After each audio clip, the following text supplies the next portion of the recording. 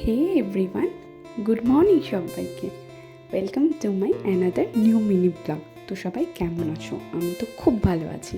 আর সকাল সকাল উঠে রেডি হয়ে যাচ্ছি, যদিও আজকে আমার ডে অফ, বাট একটু বেরোনোর ছিল, তাই আর কি। আর এই দেখো, রোদে বেরোবো তো প্রচুর সানস্ক্রিন ইউজ করে নিচ্ছি।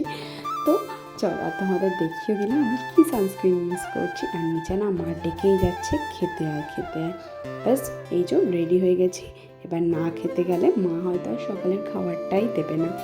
যাই হোক, তো চলো তোমাদের সাথে কথা বলতে বলতে রেডিও হয়ে গেলাম। আর এই যে খেতে চলে এসেছি। খেতে এসে দেখি মা অনেকটা চিড়া আর দই মেখে রেখে দিয়েছে, তো ওটাই খাচ্ছিলাম আর কি। আমার একটু বেরোনোর ছিল, কারণ আজকে আমার স্পেশাল একটা মানুষের জন্মদিন, তো সেই কারণেই আর কি। তো যাই হোক, কথা বলতে বলতে খাওয়া দাওয়া কমপ্লিট হয়ে গেছে, মায়ের সাথে বক করছিলাম আর কি। খেয়ে দিয়ে এই যে বেরিয়ে গেছি। আর আমি একটু কেকের দোকানে যাচ্ছিলাম, বললাম না স্পেশাল মানুষের জন্মদিন বলে কথা। তো যাই হোক, কথা বলতে বলতে কেকের দোকানে এসেও গেছি। আর এই যে আমার কেক নেওয়াও অলমোস্ট ডান।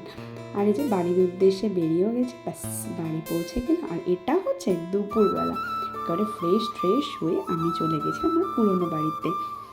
আর এই দেখো এই যে দুটো কেক দেখছো, এই দুটো কেক আমার স্পেশাল মানুষেরই, একটা আমার তরফ থেকে আর একটা দিদি। আর এই যে ইনি আমাদের আজকে বার্থডে গার্ল, আমার জেম্মা। আর এই কোলে যাকে দেখছো, এটা আমাদের বাড়ির নতুন সদস্য, আমার দিদির ছেলে।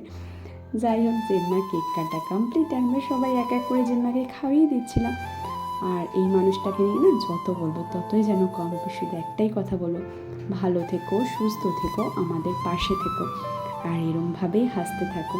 আর আজকের ব্লগটা এই পর্যন্তই। দেখা হবে নেক্সট কোনো ব্লগে।